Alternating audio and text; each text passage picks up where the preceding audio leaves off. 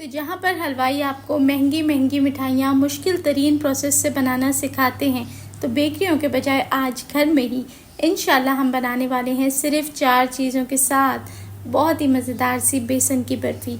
ये इतनी मज़ेदार सी कड़क सी बर्फ़ी होगी जो मुंह में जाते ही खुल जाएगी, और बनाएंगे सिर्फ 4 चीज़ों के साथ। बिस्मिल्लाहिर्रहमानिर्रहीम, अस्सलाम वालेकुम and welcome back to my YouTube channel.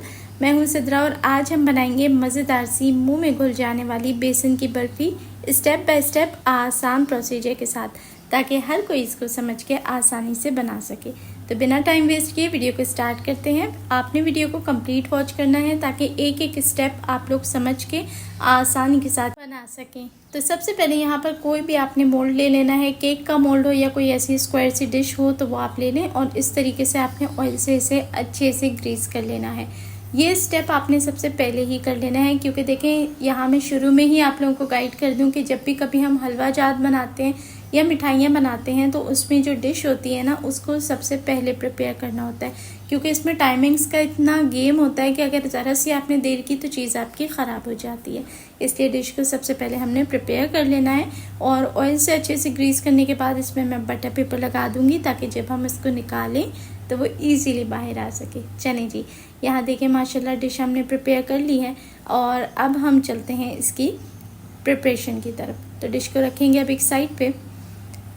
तो यहाँ पर एक प्याले के अंदर मैं लूँगी बेसन। अब बेसन की बर्फ़ी बना रहे हैं तो आपने कोई एक ही कप लेना है, जिससे सारी चीज़ों का आपने मेजरमेंट ले लेना है ताकि हर चीज़ एक बराबर सी रहे।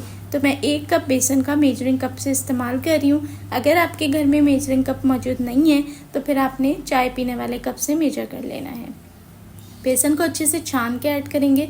हमेशा बेसन के अंदर कुछ भी एक गंद कचरा होता है तो उसको आपने निकाल देना है, इसको आपने गलती से भी इसके अंदर शामिल नहीं करना। अब 1 कप बेसन था तो मैं 1 कप ही घी का इस्तेमाल कर रही हूँ।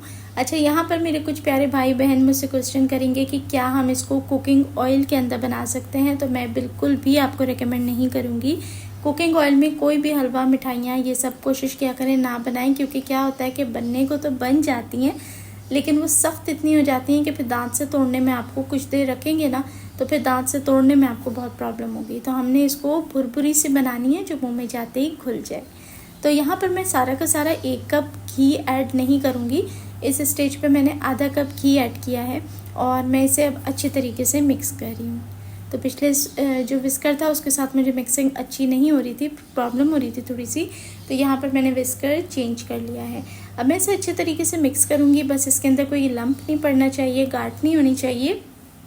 अच्छे तरीके से आपने इसको स्मूथ कर लेना है।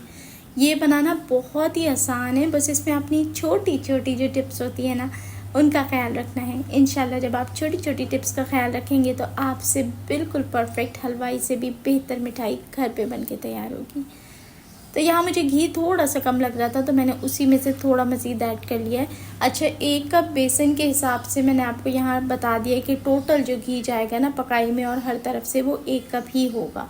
अब यहाँ पर आपने आधा कप के ऊपर जो ऐड किया है तो इसके बाद आपने कप के अंदर दोबारा घी ऐड नहीं करना, हम उसी बचे हुए घी के अंदर ही पकाएंगे।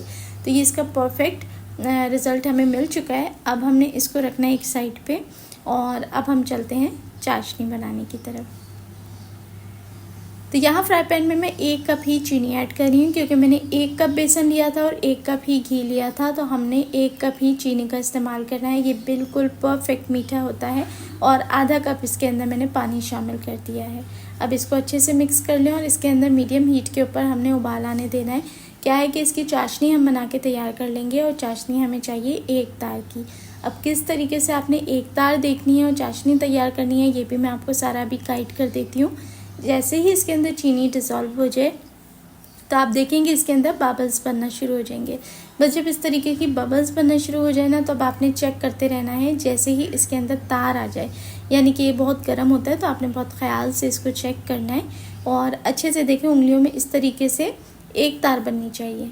बहुत गाढ़ी तार हमें नहीं चाहिए, लेकिन ये टूटनी नहीं चाहिए। बस जब इस तरीके से तार बनने लगे तो फिर आपने इसके अंदर ऐड कर देना है 2 से 3 बूंद केवड़ा एसेंस, या रोज़ वाटर या इलायची का पाउडर, कोई भी एक चीज़ ऐड कर लें। और अगर आप नहीं ऐड करना चाहते तो स्किप भी कर सकते हैं। इस मिठाई के अंदर ये टोटली ऑप्शनल है। 1 तार बनने के फ़ौरन बाद आपने गैस का फ्लेम बिल्कुल धीमा करना है, और जो बेसन हमने घोल के रखा था वो इसके अंदर शामिल कर देना है। अब यहाँ से आपका असल काम शुरू होता है। तो जनाब आपने क्या करना है कि जल्दी जल्दी सबसे पहले कर दें वीडियो को लाइक और फटाफट से अपने किसी एक दोस्त के साथ इस वीडियो को जल्दी से शेयर कर दें। और फिर फटाफट से आपने स्पैचुला ले लेना है जो बहुत कंफर्टेबल हो और हाथ आपका रुकना नहीं चाहिए। अब आपने इसको अच्छे से मिक्स करना है। यहाँ मैंने स्पीड थोड़ी सी तेज़ कर दी थी ताकि आप लोग पके नहीं और जो प्रोसीजर है वो भी आपको अच्छे से समझ में आ जाए।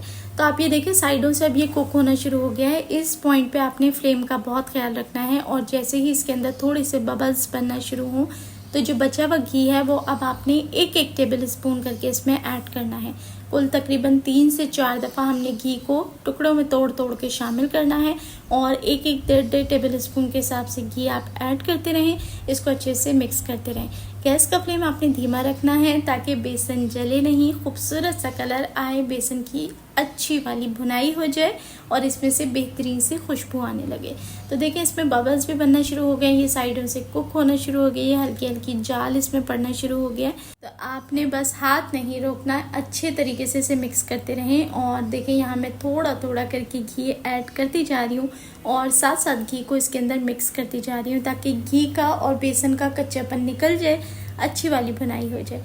तो अब यहाँ पर देखें घी तकरीबन एंड होने वाला है। मैंने कोई 5 दफ़ा घी डाला था। और क्या प्रोसीजर है कि हमारी मिठाई तैयार होने वाली है, क्या निशानी है, ये सब चीज़ें मैं आपके साथ शेयर करूँगी। तो जब आखिर का आपका सिर्फ 1 टेबल स्पून वाले घी रह जाए ना डालने के लिए और इसकी अच्छी से बुनाई हो जाए तो आपने क्या करना है, ये थोड़ा सा जो चम्मच पे लगा हुआ है इसे उंगली पे इस तरीके से बहुत एहतियात से लेके घुमाना है। अगर तो इसकी बॉल बन रही है और फिर फ्लैट करने के बाद वापस जो शेप आप इसको दे रहे हैं वो बन रही है ना, इसका मतलब है आपकी मिठाई तकरीबन भुन चुकी है और अब बिल्कुल फाइनल स्टेज पे है। तो बस लास्ट वाला चम्मच आपने घी का ऐड करना है और उसके बाद आपने गैस का फ्लेम एकदम लो मीडियम से थोड़ा सा तेज़ मीडियम कर देना है। हाई स्पीड आप बिल्कुल नहीं करेंगे, तेज़ मीडियम करते ही आपने इसको मुस्तकिल तेज़ी से चम्मच चलाना है और आप देखेंगे कि ये पैन छोड़ने लगेगा, यानी घी इसके अंदर सेपरेट होता भी दिखाई देगा और ये पैन छोड़ने लगेगा। बस उस पॉइंट पे आपने इसकी ओवर कुकिंग नहीं करनी, झटपट से आपने उठाना है और इसको जो हमने डिश सेट करी थी उसके अंदर निकाल के सेट कर देना है।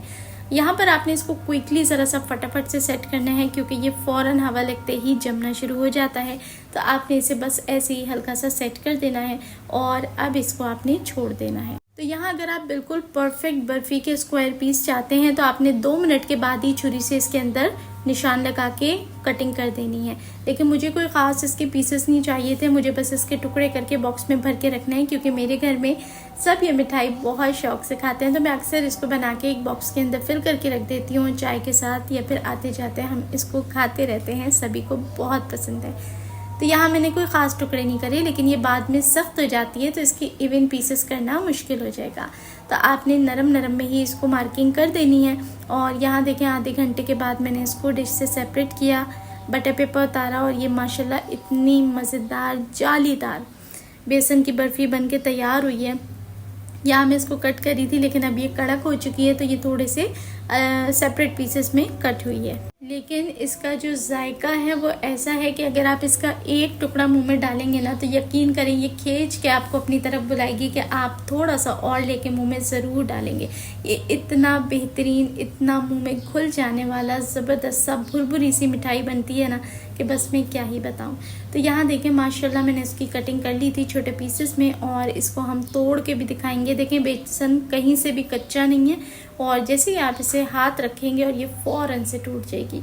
तो ये रेसिपी आपको कैसी लगी अपने प्यारे से कमेंट करके आपने मुझे नीचे ज़रूर बताना है और अच्छी लगी है तो वीडियो को लाइक शेयर तो लाजमी करना है।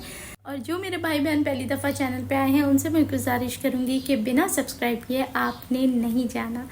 देखने वाले सभी लोगों का बेहद शुक्रिया।